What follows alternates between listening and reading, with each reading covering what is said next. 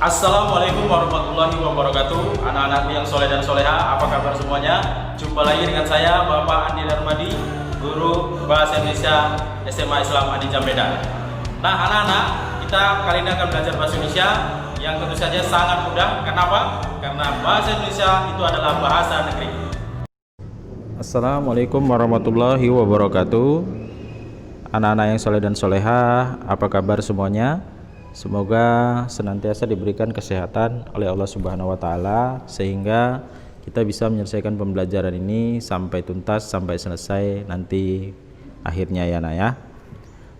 Masih bersama saya Bapak Andi Darmadi, Guru Bahasa Indonesia SMA Islam Anijam Medan. Kali ini kita akan masuk bab baru ya nak. Setelah kemarin kita ulangan KD, maka kita masuk ke bab 3, yaitu teks anekdot, atau lebih tepatnya judulnya adalah menyampaikan ide melalui anekdot.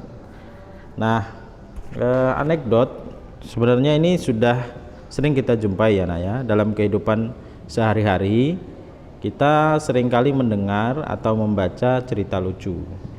Nah, cerita lucu tersebut bisa jadi hanya merupakan cerita rekaan, tetapi banyak juga yang didasarkan atas kejadian nyata. Jadi ada kalanya itu diambil dari kisah nyata. Ada cerita lucu yang dibuat itu benar-benar untuk tujuan menghibur, tetapi ada juga yang untuk tujuan yang lainnya. Begitu maksudnya nah ya. Jadi salah satu cerita lucu yang banyak beredar di masyarakat adalah anekdot. Nah, mungkin Anda sudah pernah mendengar sebuah anekdot ya. Apa nanti bedanya dengan cerita lucu, nanti akan kita bahas. Anekdot ini anak-anak dapat digunakan untuk menyampaikan kritik, tetapi tidak dengan cara yang kasar atau menyakiti gitu, atau menyakitkan gitu ya bagi orang yang mendengar. Artinya untuk menyadarkan lah begitu ya, bahwa perbuatannya itu adalah salah. Jadi anekdot itu bisa dikatakan cerita singkat yang menarik karena bersifat lucu dan mengesankan tadi gitu. Nah, biasanya yang diangkat itu adalah cerita tentang orang penting, misalnya tokoh masyarakat ya, tokoh di suatu negara atau pejabat yang terkenal gitu ya, berdasarkan fakta yang ada atau kejadian yang sebenarnya. Nah, ada kalanya kejadian nyata ini kemudian dijadikan dasar cerita lucu dengan menambahkan berbagai unsur rekaan ya, penambahan latar, watak tokoh dan seterusnya gitu ya. Seringkali pelaku cerita atau disebut juga dengan partisipan itu ada pelakunya gitu ya, ada tempat kejadiannya, dan waktu peristiwa dalam anekdot itu merupakan hasil rekaan kadang ya, rekaan dari penulisnya ataupun hasil pemikiran dari penulis cerita tadi, penulis anekdot tadi ya. Ya, kalau itu diambil dari kejadian nyata, tapi ada juga yang tidak berdasarkan kejadian nyata. Nah, untuk itu anak-anak, kita harus tahu juga tujuan dari pembelajaran kita ini ya. Jadi tujuan pembelajaran kita adalah siswa diharapkan mampu mendata pokok-pokok isi anekdot. Yang kedua, siswa diharapkan mampu mengidentifikasi teks anekdot. Baik. Nah, anak-anak, kita lihat bukunya masing-masing ya, nah ya, di halaman 81. Lihat itu di contoh 1 ya, untuk kita memahami isi dari anekdot. Tujuan yang pertama, bahwa di situ dikatakan dicontohkan ada sebuah anekdot dengan judul dosen yang juga menjadi pejabat. Di sebuah kantin sebuah universitas, Udin dan Tono, dua orang mahasiswa sedang berbincang-bincang ya. Kemudian dialognya ini ya nak ya. Tono bisa disimak dan dilihat juga di bukunya ya nak ya. Tono berkata, "Saya heran dengan dosen ilmu politik. Kalau mengajar selalu duduk, tidak pernah mau berdiri." Kemudian Udin menjawab, Begitu saja diperhatikan si Tono kemudian menjawab lagi, ya Udin tahu sebabnya. Udin tahu sebabnya. Kemudian dia menjawab, barangkali saja beliau capek atau kakinya tidak kuat berdiri. Bukan itu sebabnya, kata Tono. Bukan itu sebabnya, Din. Sebab dia juga seorang pejabat. Loh, apa hubungannya? Ya kalau dia berdiri, takut kursinya diduduki orang lain. Kemudian si Udin tanda tanya. Itu dari pokok-pokok isi anekdot yang ada di buku ya, yang sudah saya bacakan tadi. Masalah yang dibahas adalah dosen yang merangkap jadi pejabat. Kemudian ada unsur humornya tidak? Ada, yaitu pada kalimat penutup anekdot sebagai jawaban mengapa sang dosen tidak pernah mau berdiri dari tempat duduknya. Ternyata karena kalau dia berdiri takut kursinya diduduki orang lain. Jadi sebenarnya sebuah sindiran bahwa merangkap jabatan ya, dosen sekaligus pejabat gitu ya.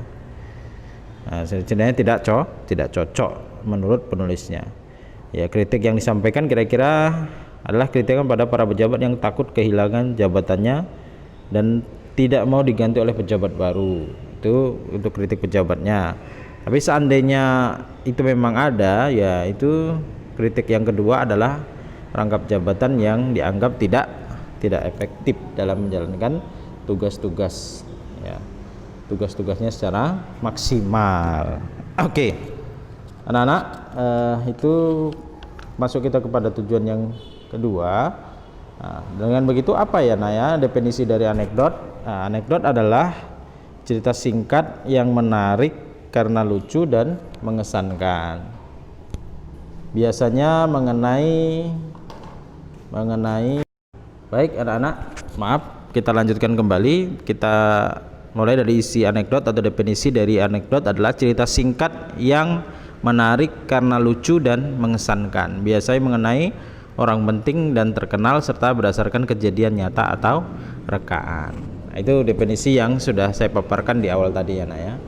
Definisi dari teks anekdot tersebut. Baik, kemudian apa bedanya karakteristik atau ciri khas yang membedakan antara anekdot dan cerita lucu? Kalau anekdot itu seperti prosa ya seperti cerpen dan cerita-cerita fiksi lainnya, yaitu harus memiliki latar, dialog antar tokoh, memiliki humor menyindir, memiliki struktur dan kaidah.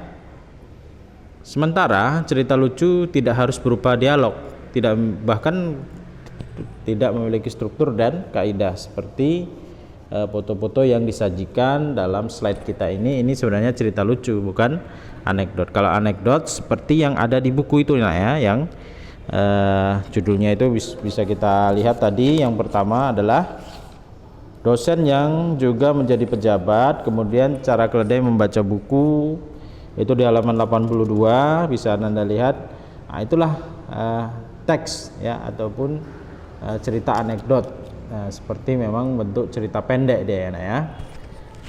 Baik. Nah, untuk merangkai sebuah cerita anekdot, kita harus memahami strukturnya supaya jadilah cerita itu dengan baik ya, ya. Nah, strukturnya ada 5 ya, ya. Struktur teks anekdot itu ada 5. Yang pertama disebut dengan abstraksi ya. Abstraksi. Apa itu abstraksi? Adalah bagian awal paragraf fungsi memberi gambaran tentang isi teks. Bagian ini biasanya menunjukkan hal unik dalam teks. Itu disebut dengan abstraksi. Ini bagian awalnya ya, ya. Kemudian ada orientasi. Nah, orientasi ini apa? Adalah bagian yang menunjukkan awal kejadian cerita, latar belakang peristiwa yang terjadi. Itu disebut dengan orientasi. Nah, berikutnya adalah krisis. Adalah bagian terjadinya masalah yang unik dan tidak biasa terjadi pada penulis atau cerita yang dia tulis atau cerita orang lain yang dia tulis. Itu disebut dengan krisis. Berikutnya ada reaksi. Jadi ada krisis, kemudian ada reaksinya bagaimana, kan gitu. Bagaimana cara penulis atau orang yang ditulis untuk menyelesaikan bagian masalah yang timbul dari krisis tadi. Nah, gitu. Baru yang terakhir disebut dengan koda. Koda adalah bagian akhir dari anekdot, bisa juga memberi kesimpulan tentang kejadian yang dialami penulis ataupun yang ditulis. Nah, ini. Jadi kalau 5 hal ini dicantumkan atau diadakan dalam sebuah teks anekdot, mudah-mudahan ini akan menjadi cerita yang bagus. Itu bedanya anekdot dengan cerita lucu. Kalau cerita lucu ya bisa hanya seperti poster-poster atau gambar-gambar yang tersaji dalam slide ini. Kalau anekdot kita harus buat cerita, kita harus buat abstraksinya, kita harus buat ke orientasi, krisis, reaksi, baru pun yang terakhir itu koda penyelesaiannya. Lalu dia menjadi sebuah cerita, ada latar, ada tokoh, dan ada struktur. Inilah tujuan pembelajaran kita yang sudah kita sampaikan tadi, ya, memahami struktur, memahami isi dan struktur dari teks anekdot. Kira-kira mudah dipahami ya anak-anak dalam menyusun teks anekdot ini? Isinya ya berupa sindiran ya kepada tokoh, kepada peraturan yang salah, ya tokoh-tokohnya itu bisa pejabat dan sebagainya. Nah, kemudian ada latar, ya kan, tentu saja ada perwatakan tokoh-tokohnya. Kemudian ada hal-hal yang menyindir tapi bersifat lucu. Nah, untuk membuatnya itu kita buatlah alurnya yang disebut dengan struktur teks, ya, struktur dari teks anekdot yang dibagi 5 ini ya. Ya, demikian ya anak-anak, mudah-mudahan pembelajaran kita ini mudah Ananda pahami dan bisa membantu dalam juga memahami buku paket yang ada di anak-anak semuanya, bagaimana anekdot itu bisa dibuat, karena di situ ada banyak contoh anekdot yang bisa Ananda baca, dan nanti mudah-mudahan juga Ananda bisa membuat anekdot berupa sindiran-sindiran pada seorang tokoh ataupun kebijakan ataupun peraturan-peraturan yang dianggap itu kurang tepat, tapi dengan cara yang lucu, sindiran yang lucu. Nah, demikian pembelajaran kita pada hari ini ya anak-anak.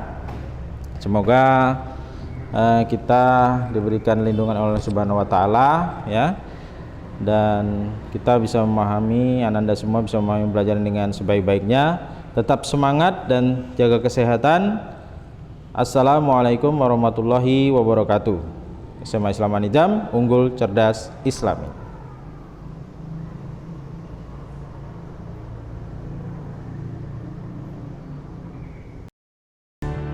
Alhamdulillah anak-anak, demikian pembelajaran kita pada hari ini. Sampai ketemu lagi pada video pembelajaran yang berikutnya. Jangan lupa like, comment, and share. SMA Islam Anijam, unggul, cerdas, Islami. Assalamualaikum warahmatullahi wabarakatuh.